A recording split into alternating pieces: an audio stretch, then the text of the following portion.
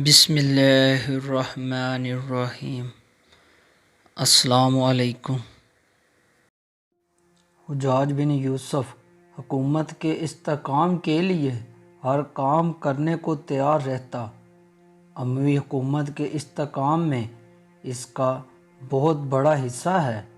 اس نے اخلاقی و مذہبی احکام کو ہمیشہ خلیفہ کی خوشنودی کے لیے قربان کیا اور حجاز و عراق پر مضبوط اموی کنٹرول قائم کر دیا۔ معاشی استحکام کے لیے اس نے معاشی اصلاحات نافذ کی اور غیر مسلموں سے جزیہ وصول کیا۔ اس کا مزاج فاتحانہ تھا، اس لیے اس کے عہد میں فتوحات بھی حاصل ہوئیں، لیکن یہ صرف تصویر کا ایک رخ ہے۔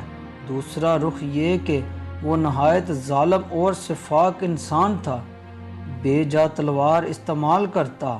انسانی جان کی حرمت اس کے نزدیک کوئی معنی نہ رکھتی تھی۔ حرام مہینوں کو احترام بھی وہ کم ہی کرتا تھا۔ عراقیوں اور اجمی مسلمانوں سے اس کا سلوک نہایت ظالمانہ تھا۔ وہ سخت متعصب تھا اور شمالی عدنانی قبائل کا سرپرست تھا۔ اس نے یمنیوں کو بلا وجہ ظلم کا نشانہ بنایا اور اس طرح سے اس کے ظلم و جور اور قبائلی تعصب پر بنو امیہ کی جڑیں کھوکھلی کر دیں اور عوام الناس کے دلوں میں ان کے خلاف نفرت کا بیج بویا گیا، جو اموی سلطنت کے لیے تباہ کن ثابت ہوا۔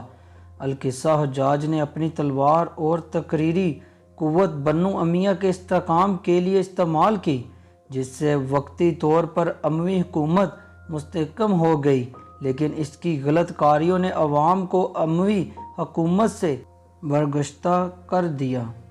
حجاج کا ایک انتہائی ظالمانہ پہلو حجاج نے اپنے اور حکومت کے مخالفین پہ بے جا ظلم ڈھائے۔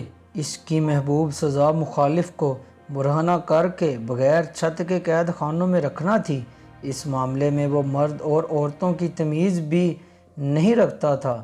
مزید اذیت کے لیے وہ ایک ہی خاندان کے مرد خواتین کو ایک ہی جگہ برہنہ قید رکھتا۔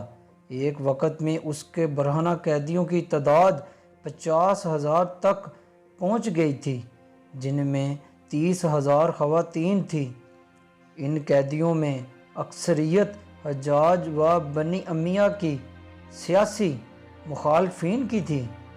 حجاج بن یوسف ثقفی کی 13 رمضان 95 ہجری قمری کو 53 سال کی عمر میں موت واقع ہوئی۔ وہ شہر واسط میں آکلہ بہت زیادہ کھانے کے مرض کی وجہ سے مر گیا اور تاریخ کا شفاقانہ باب بند ہوا اور مسلمانوں نے اس کی موت پر سکھ کا سانس لیا۔ یہ شخص اتنا خون ریز تھا کہ بعض مورخین نے لکھا ہے کہ اس نے تقریباً 1,20,000 مسلمانوں کو قتل کیا اور کئی ہزار مرد اور عورتوں کو زندان میں قید کیا تھا۔